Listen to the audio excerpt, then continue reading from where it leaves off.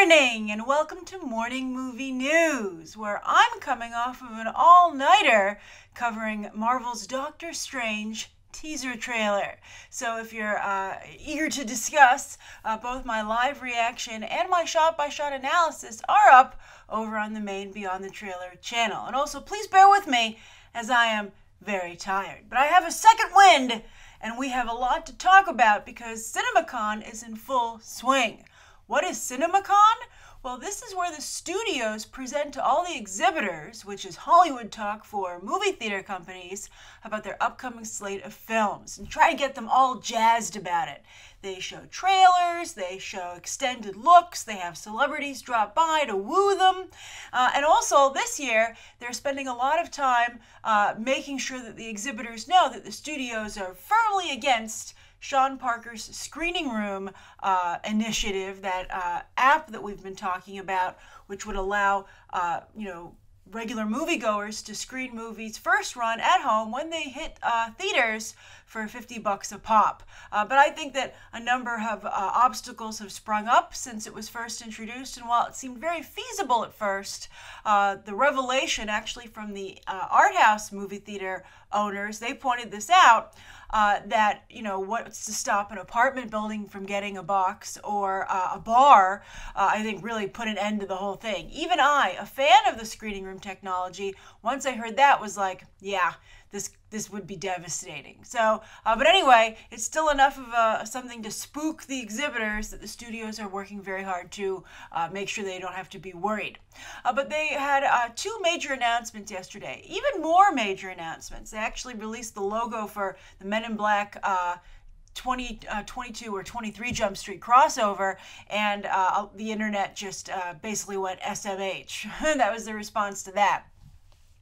But perhaps the biggest news, well, I'd say these stories are tied. I think both Marvel and Warner Brothers, or Disney and DC, let me switch dance partners there, both had really exemplary news stories and big headlines coming out of the out of CinemaCon.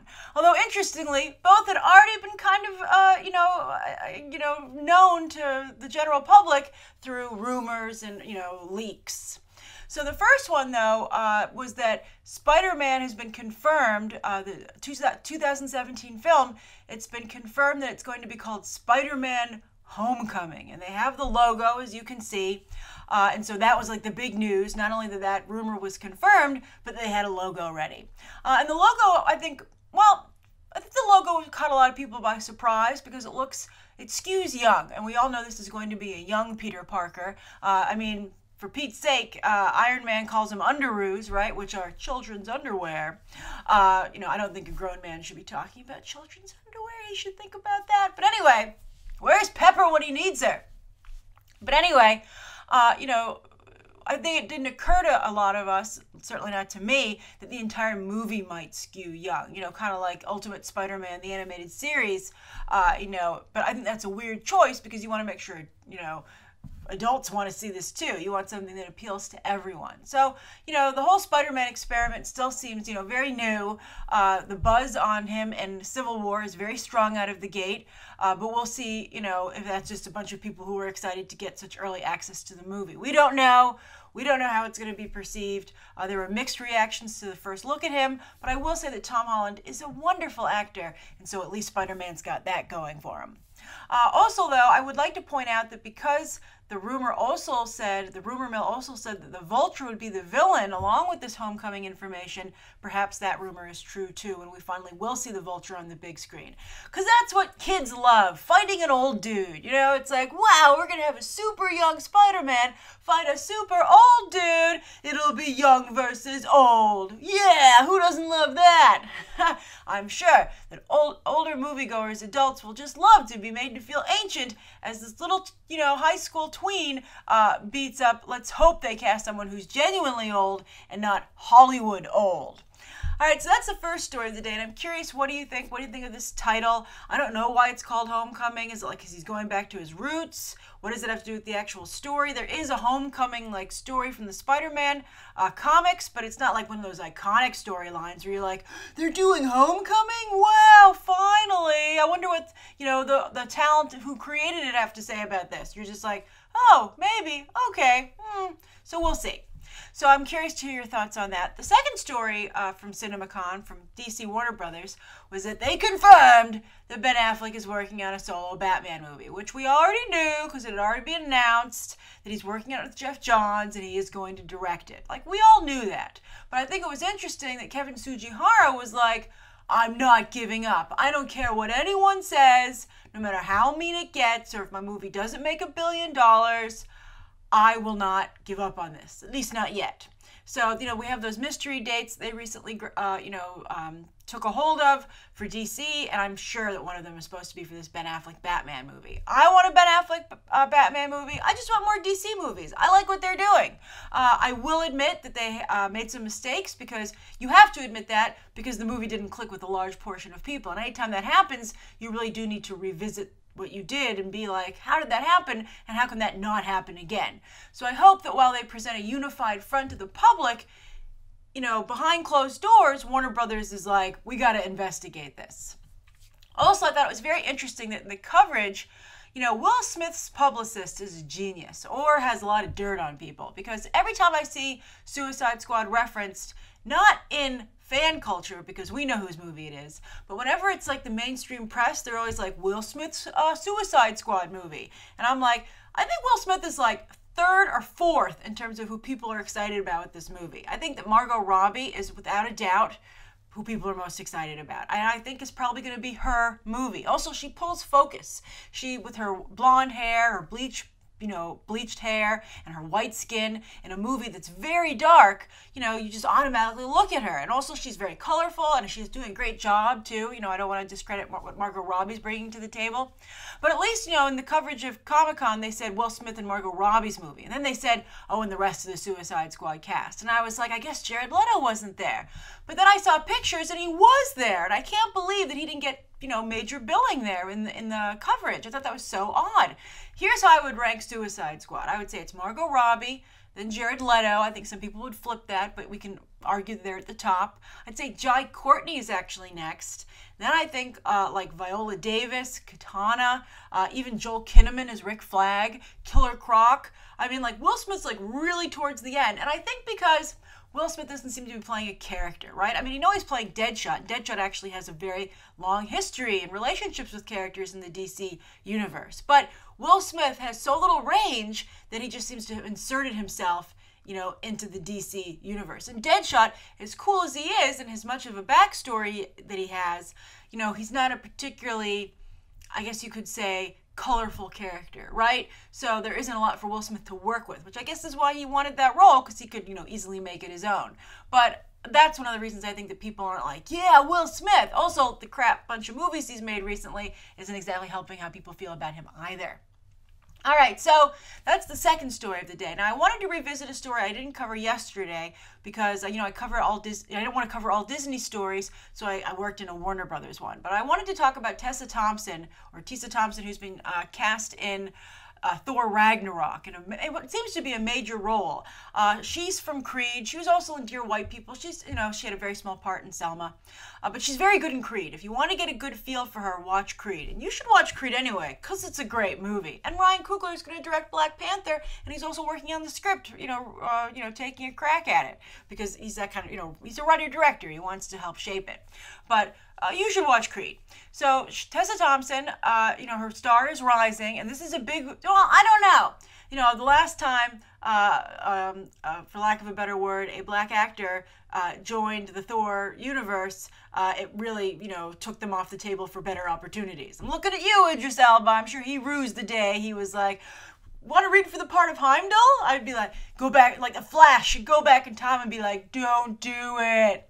But anyway, they said that she's going to be playing a kind of superhero who will be recurring in other Marvel movies and a love interest for Thor.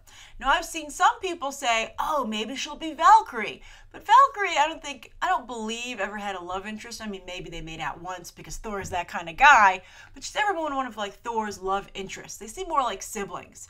So I would really say that I wouldn't be surprised if she's playing the Enchantress, right? Give Cate Blanchett the Hela role, and then have Tessa Thompson be the Enchantress, who really goes back and forth between being good and bad. She really is like a female version of Loki. So I think she'd be an interesting choice. Marvel can use all the villains it can get, and I think that would be a fun, exciting role for Tessa Thompson. I don't know who else she could potentially play. But what's very interesting about this is some people said, well, maybe she's going to be Lady Thor. Maybe because Natalie Portman clearly hates Marvel movies and doesn't want to be in them. They basically had to threaten her for the last one to come back for the sequel.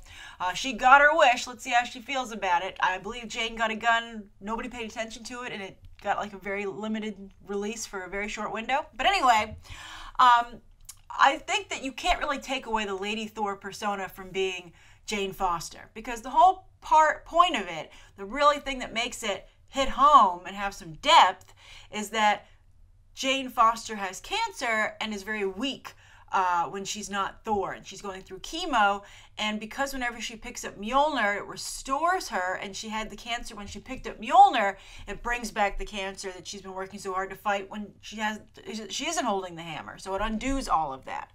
So, undoes it. So I feel like that's a big part of Lady Thor. Lady Thor isn't just all surfacey, like, it's Lady Thor, it's Thor who's a woman, yeah. I mean, that's not what it is. So I don't think you can separate the two. It's a shame, they really have to make sure they get actors. I guess that was the early days of Marvel where they had to basically trick people into being in the movies, and I think the actors at that point didn't really know what they were getting themselves into. But now I'd be like, look, dude, you've got to play this for a long time, so you better be into it. All right, so those are the 3 stories of the day. Now, speaking of Marvel, I discussed yesterday that we're very close to an announcement for who will play Captain Marvel. Kevin Feige has said that it will be over the summer. Director will get an announcement in the next few weeks. But as for the cast, he said to expect something in the summer, which to many people reads as CinemaCon.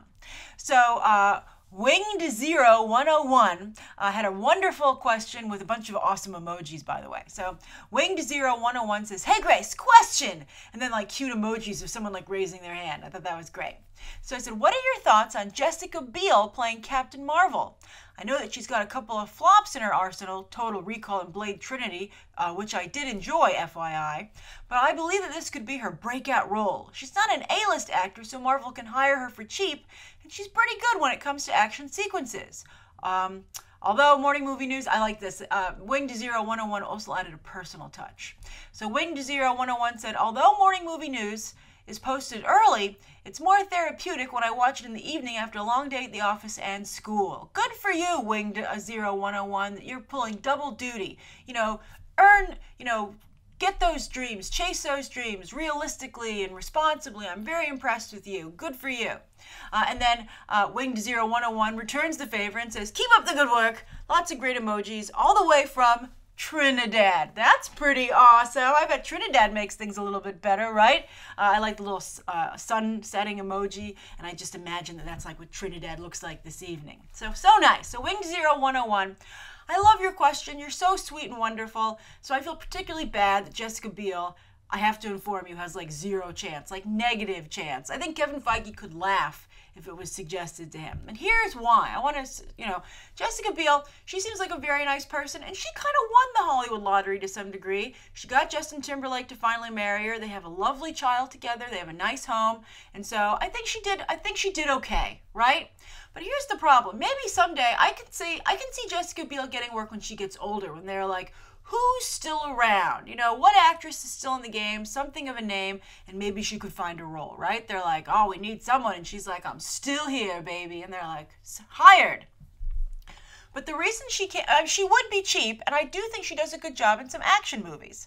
But the problem is that she hasn't hit rock bottom enough, right? I mean, she hasn't hit a Matthew McConaughey level of wow, it would be actually interesting to bring her back. I think she's still too much in the mediocre area. And it's largely because of the parts that she's chosen. Also, recently, she's been one of those actresses, I talked about this with Megan Fox in the Teenage Mutant Ninja Turtles, my trailer breakdown, you know, saying, you know, Jessica Biel has gone around saying like, oh, it sucks being so gorgeous. Because I'm so beautiful, no one will hire me for the movie roles that I want. It's really made my career so difficult. And that's like super unsympathetic, right? Like, wow. Like, I don't know how male viewers feel about that, but I can tell you, like, female viewers, that's not good. Although, you know, guys, just imagine how you'd feel if Chris Pratt was like, oh, being good looking these days is such a pain. I mean, like, women only want me for my body, and no one pays attention to how funny I am anymore, which isn't true, actually, because he's still funny. But, you know, I don't think you would be particularly happy about that either. But anyway, so I think that that's also not great. I think that Jessica Biel, you know what? I'm going to try and be positive about this Winged Zero 101 because you were so positive. I think that Jessica Biel, if she wanted to turn her career around, she could do it, but she's going to have to work at it. Well, there's an interesting fact about Matthew McConaughey.